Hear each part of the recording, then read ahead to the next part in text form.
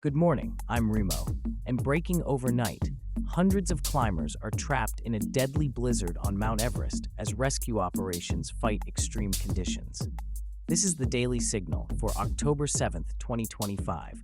Stay tuned for the rest of today's critical stories. Unfiltered. Now, Here are the other top stories for October 7th, 2025. French government collapses in under 24 hours. Prime Minister resigns immediately after naming cabinet. Gaza ceasefire talks begin in Egypt while Israeli strikes continue hitting the enclave. Climate activist Greta Thunberg deported by Israel along with hundreds from Gaza aid flotilla. International Criminal Court convicts former Sudan militia leader of Darfur war crimes. Manchester synagogue volunteer confronts attacker in dramatic security incident. Released Hamas hostage speaks out, says he's lost all faith in peace prospects. French appeals court reopens controversial Giselle Pellicot rape case for review. Syria holds first parliamentary election since Assad consolidated power post-civil war. Foreign policy experts warn Israel faces its most defining choice in decades. Now let's dive into each story. Breaking news from the Himalayas. Hundreds of climbers are fighting for survival on Mount Everest after an unexpected blizzard struck the world's highest peak. Rescue helicopters can't reach the trapped mountaineers due to zero visibility and winds exceeding 80 miles per hour. Here's what happened. The storm hit without warning yesterday, catching climbers between base camp and the summit. At least 200 people are confirmed trapped, with dozens reported missing. The blizzard created whiteout conditions at altitudes where the human body literally cannot survive long-term. This matters because Everest's climbing season was supposed to be ending, but global warming has extended weather windows, leading more climbers to attempt late-season summits. The tragedy highlights how climate change is making extreme mountaineering even deadlier. Search and rescue teams from Nepal and China are mobilizing, but they're racing against time and brutal conditions. Political chaos in Paris. France's government collapsed faster than anyone thought possible. Prime Minister Sébastien Lecornu resigned just 24 hours after announcing his cabinet lineup, marking France's fourth leadership crisis in barely over a year. The shocking timeline. Lecornu unveiled his government team on Sunday, then quit Monday morning, citing irreconcilable political divisions and partisan egos.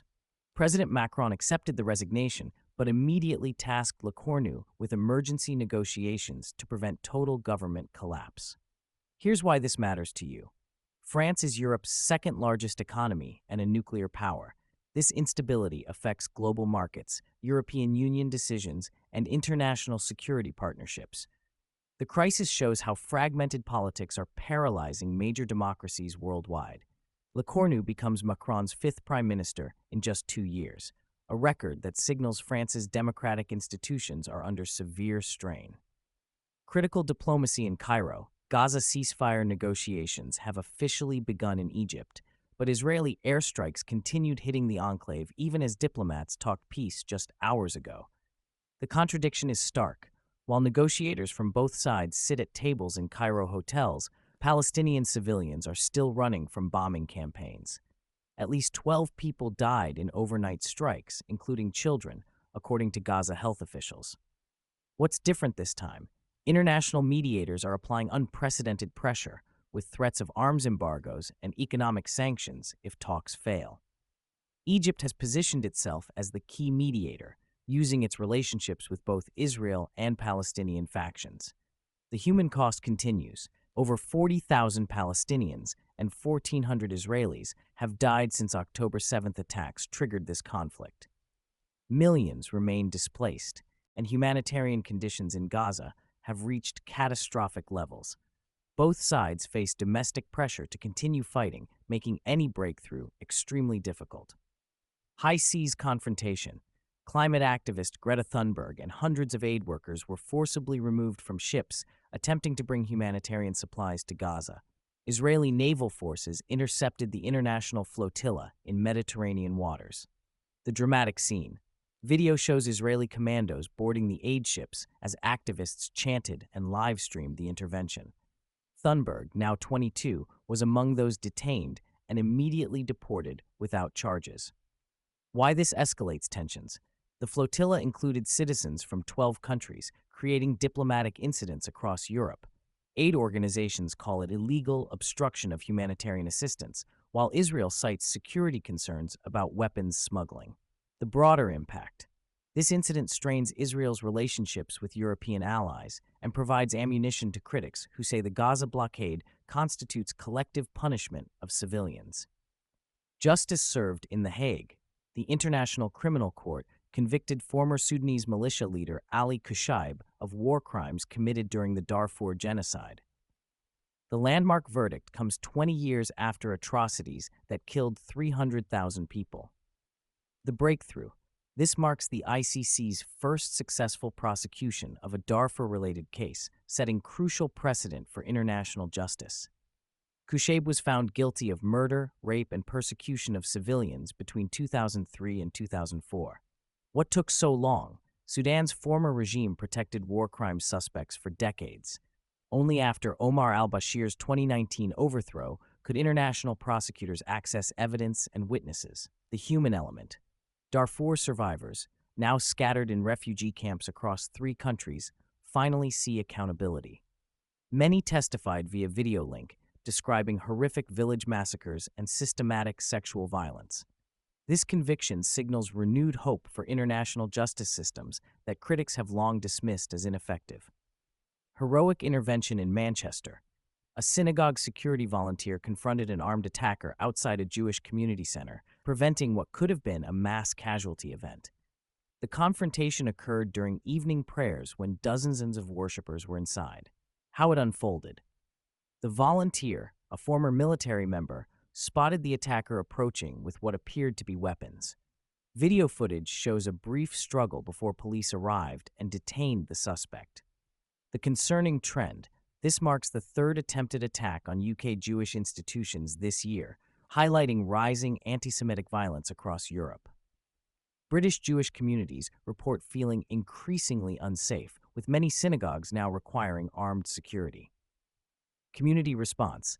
Jewish leaders praise the volunteers' bravery while demanding stronger government action against religious hatred.